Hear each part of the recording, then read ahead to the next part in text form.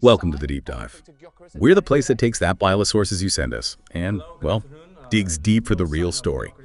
Today, we're jumping into the European football transfer market. It's always high stakes, isn't it? And we're focusing on one saga that's got everyone talking. Victor Gyökeres, the Swedish striker, and his potential move to Arsenal. Reports you've given us suggest things are pretty tense, right down to the wire. So, our mission today. Let's unpack this whole thing, the personal terms, the standoff between the clubs, and crucially, why this transfer feels a bit different. There's a really interesting detail about the player himself. So, what's the core puzzle here? What are we trying to figure out? Sign of Victor Gyökeres at training today? Hello, good afternoon. No sign of Gyökeres today, and I think there is not going to be any sign of him tomorrow. He was expected, or at least Sporting expected Gyökeres to arrive today, at least to sleep in Lisbon, so that he can be tomorrow at the breakfast with the other players. Sporting travels tomorrow to the south of the country, to Algarve, to make some trainings in some friendly games.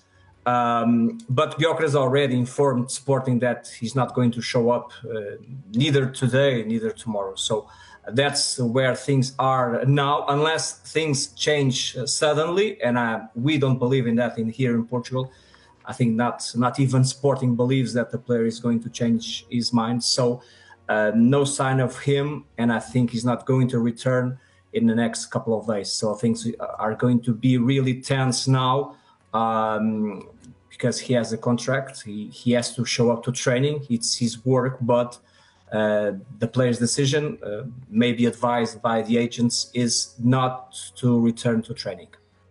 No change of plans for Victor Gyökeres, who will not show up for pre-season training with Sporting. That was always the plan from the player. It's over with Sporting. He only wants to go to Arsenal, and today Gyökeres and his agents have confirmed to the Portuguese club that the player will not show up for training today, tomorrow, or any moment this summer. Gyökeres wants to play for Arsenal. The message is very clear to Sporting. The player feels betrayed by the club, by Sporting. He wants to leave, he wants to go. The negotiations between Arsenal and Sporting continue. Gyökeres has agreed a 5-year contract at Arsenal already 1 week ago, and now negotiations between clubs with Gyökeres, who is doing his best to go to Arsenal, not even showing up for training.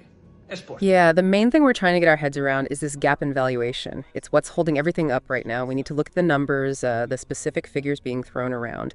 And Gyökeres himself is his incredible season, what he actually brings to the table for Arsenal. It's kind of fascinating how close they seem, yet, well, neither side is blinking.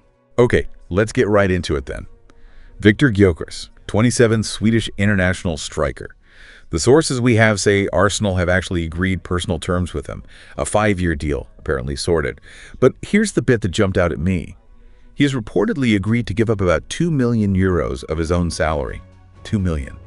That feels significant. What does that tell us? Why would a player do that?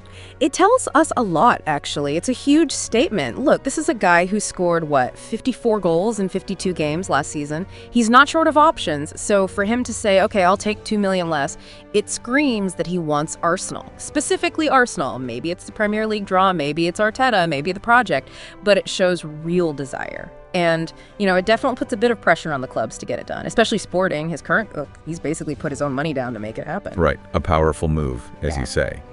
But does that pressure actually help Sporting? Like, does it make them think, aha, he really wants to go, so maybe Arsenal will pay up?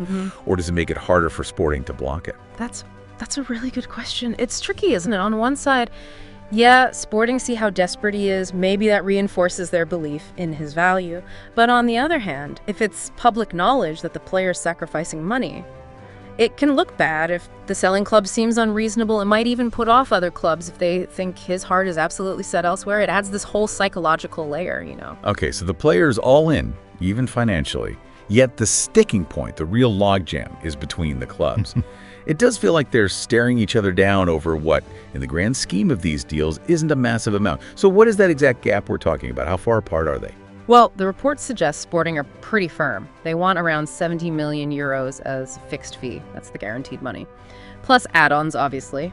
Arsenal's latest formal offer It seems to be about 65 million fixed, but with potentially another 15 million in variables, depending on performance and success. So just looking at that up front, guaranteed cash. Yeah, it's about a €5 million gap. It might not sound huge. £84 million release clause, but made clear there will be an open negotiation for the 27-year-old.